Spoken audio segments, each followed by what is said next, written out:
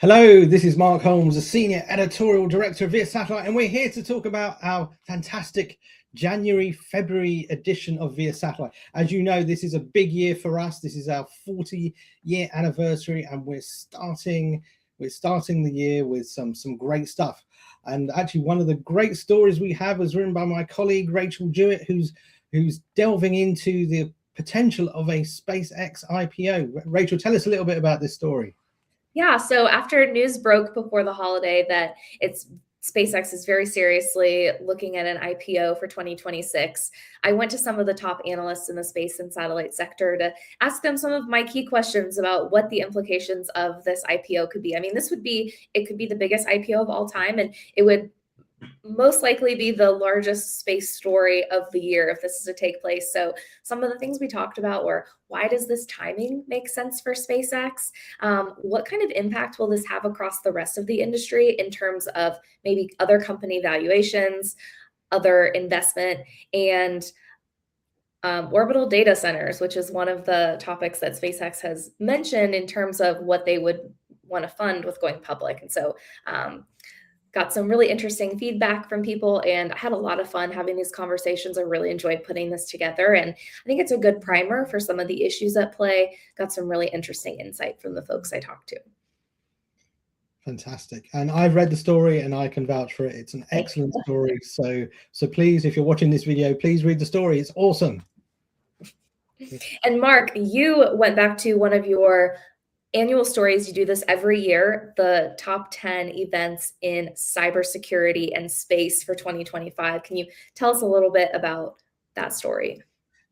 This is always an interesting story because when I start the story, I have no idea what the 10 events are going to be. And, you know, it's not like there's loads of stories throughout the year of space assets being compromised or hacked. So really, you have to look beyond the space industry as well and look at some of those incidents that could have ramifications in the space industry as well. So it's a really interesting story for me to put together, because being the program chair of Cybersat and also doing a space and cybersecurity newsletter, Space Security Sentinel, this story gives it really sort of analyzes the trends of what we're seeing in terms of the threat landscape, how AI is being used, and what sort of space companies should be sort of looking out for as they become more targeted. So it's always a complex story to put together because you don't know at the start what the 10 events might be, but you know, we got there in the end. And yeah, I think I'm really happy with how the piece turned out. And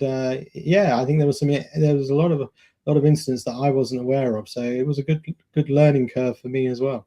Yeah, and hearing about those events in other industries, I think insurance was one of them, and other cyber incidents, and then what space companies can learn from those incidents is what makes the story so interesting.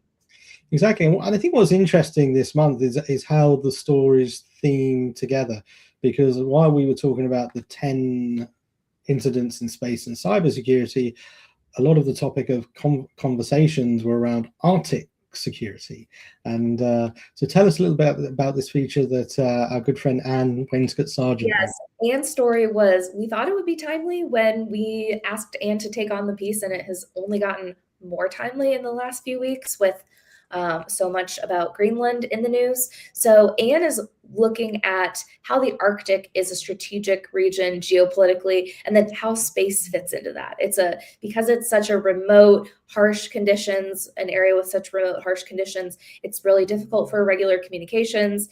So satellite capabilities are really critical in the Arctic. So she's kind of looking at the landscape of what capabilities are available and how it's a big area of investment from governments and companies to enable better communications and sensing in the Arctic.